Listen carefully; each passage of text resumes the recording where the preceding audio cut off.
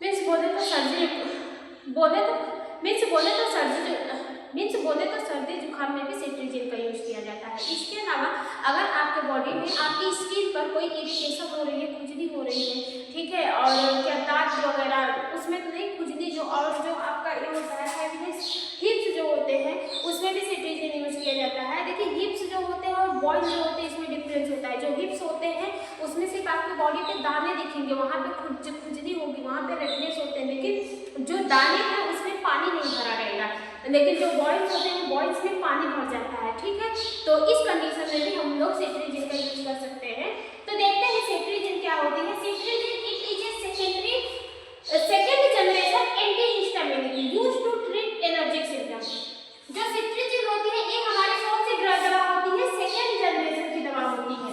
Antihistamine drug की जो second वाली जनरेशन है जो दोबारा खोजी गई थी उस समय मतलब वो कौन सी है, हमारी सेट्रिजिन है। बात समझ में आई। सेकेंड जनरेशन की ड्रग है, कौन सी ड्रग है, एंटीहिस्टामिनिक ड्रग है। क्यों ये एंटीहिस्टामिनिक ड्रग है, क्योंकि ये अपना एक्शन हिस्टामिन के ब्लॉक करके देती है।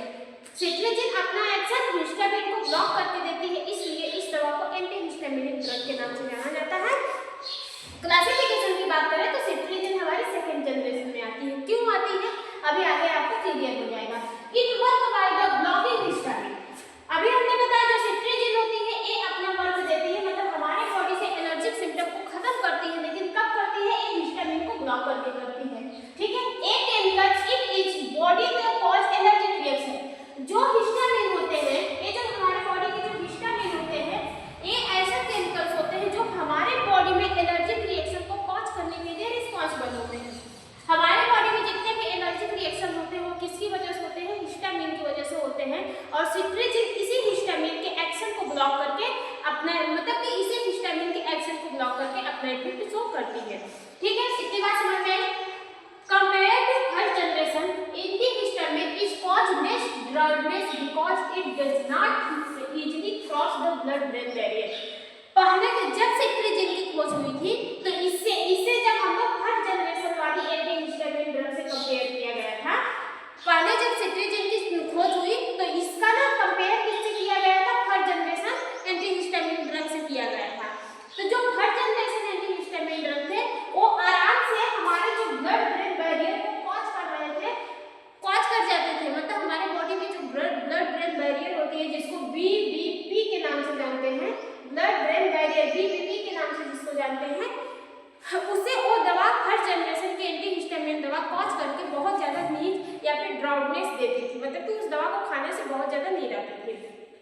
लेकिन ये जो मेरी सेट्रिजिन होती है इसको सेकेंड जनरेशन में इसलिए रखा गया क्योंकि ये जो दवा होती है ये आसानी से हमारे ब्लड ब्रेन बैरियर को क्रॉस नहीं कर पाती है। मीन्स कि इसका इफेक्ट हमारे ब्रेन पे नहीं पड़ता है, इसलिए ये ज़्यादा मतलब कि ज़्यादा सेडेशन कॉज नहीं करती है। मीन्स कि ज़्यादा नींद वगैरह नहीं आता है इस दवा से, ठीक है। बात समझ में आई, इसलिए इसको सेकेंड जनरेशन में रखा गया है। मैकेनिज्म ऑफ एक्शन की बात करें तो इट एलर्जिक कंडीशन, जब आपके बॉडी में एलर्जी होती है तो बॉडी रिलीज एक केमिकल का हिस्टामिन। जैसे आपकी बॉडी में एलर्जी कंडीशन आती है उस समय आपकी बॉडी एक केमिकल को रिलीज करती है जिसको हम लोग हिस्टामिन के नाम से जानते हैं। कब रिलीज होता है हिस्टामिन, जब आपके बॉडी में एलर्जी कंडीशन प्रोड्यूस होते हैं उसी समय आपकी बॉडी आपके अंदर क्या करती है, एक केमिकल को रिलीज करती है। उसी केमिकल को हम लोग हिस्टामिन के नाम से जानते हैं। Histamine bind to H1 receptor. ये जो हिस्टामिन होता है वो आपकी बॉडी में ही अपने पार्टिकुलर रिसेप्टर से बाइंड करता है। हिस्टामिन का पार्टिकुलर रिसेप्टर क्या है, H1 रिसेप्टर, ठीक है। Leading to symptom like sneezing, itching, running nose, ठीक है, एंड वाटर आई। जैसे ही ये हिस्टामिन अपने पार्टिकुलर रिसेप्टर से बाइंड करता है वो कुछ सिम्टम को प्रोड्यूस करने लगता है, आपके बॉडी में कुछ सिम्टम को प्रोड्यूस करने लगता है। जैसे सीजनिंग, आपको छींक आने लगती है, इचिंग, आपके बॉडी में खुजली होने लगती है, रनिंग नोज से पानी आने लगता है, इसके अलावा आंख से भी पानी आने लगता है। कब, जब आपकी बॉडी में एलर्जी कंडीशन होती है उस समय आपकी बॉडी एक केमिकल को प्रोड्यूस करती है जिसको हम लोग हिस्टामिन के नाम से जानते हैं। एक हिस्टामिन आपकी बॉडी में ही H1 रिसेप्टर से यानी अपने पार्टिकुलर रिसेप्टर से बाइंड करती है। बाइंड करने के बाद कुछ सिम्टम प्रोड्यूस करती है।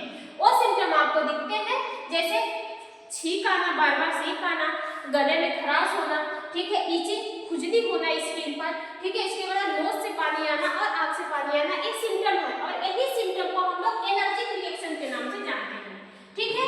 उस समय सिट्रीजिन क्या करती है, जब आप सिट्रीजिन को लेते हैं, ये सिट्रीजिन H1 रिसेप्टर से बाइंड करके हिस्टामिन के एक्शन को ब्लॉक कर देती है। अब ये हिस्टामिन अपना एक्शन कब दे रहा है, जब ये अपने पार्टिकुलर रिसेप्टर से बाइंड कर रहा है। एक हिस्टामिन, जैसे मान लीजिए एक हिस्टामिन है और ये हमारा H1 रिसेप्टर है, H1 रिसेप्टर है हमारे क्या है, हिस्टामिन है। एक हिस्टामिन अपना सिम्टम तब प्रोड्यूस कर रहा है जब ये अपने पार्टिकुलर रिसेप्टर से बाइंड कर रहा है। सिट्रीजिन इसी हिस्टामिन को अपने रिसेप्टर से नहीं बाइंड करने देती, मतलब कि हिस्टामिन की जगह सिट्रीजिन जाके बाइंड कर देती है और एक हिस्टामिन अपने रिसेप्टर से बाइंड नहीं कर पाता है, तो यहाँ से ये अपना नो रिस्पॉन्स, यहाँ से हिस्टामिन कोई भी रिस्पॉन्स भी नहीं प्रोड्यूस कर पाता है। बात समझ में आई?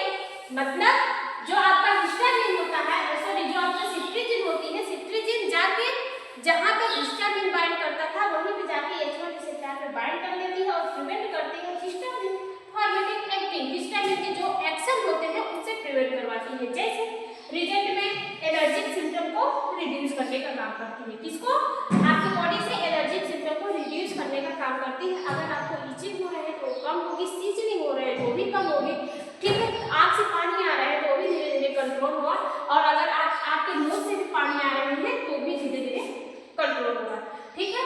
यूजेस की बात करें तो जो सिट्रीजिन का कहाँ पे यूज होता है, एलर्जिक रिएक्शन में कब होता है, जैसे नेजल एलर्जी, जब आपके नोज में कोई किसी भी टाइप का इन्फेक्शन होता है, मतलब एलर्जी होती है, नोज में खुजली होती है, बार बार छींक आती है, नोज से पानी आती है, तो उस समय आप सिट्रीजिन का यूज कर सकते हैं, ठीक है। हे फीवर ऐसी कंडीशन होती है जब सीजनिंग बीमारी होती है, जैसे आप पॉल्यूशन में जा रहे हैं, मौसम चेंज होता है तो उस समय भी आपकी बॉडी भारी भारी दिखती है, बॉडी में फीवर दिखते हैं, या फिर आप बाइक वगैरह जा रहे हैं, पॉल्यूशन की वजह से आपको बीमारी हो जाती है, बुखार वगैरह हो जाता है, तो उस कंडीशन में भी आप सिट्रीजिन का यूज कर सकते हैं, ठीक है।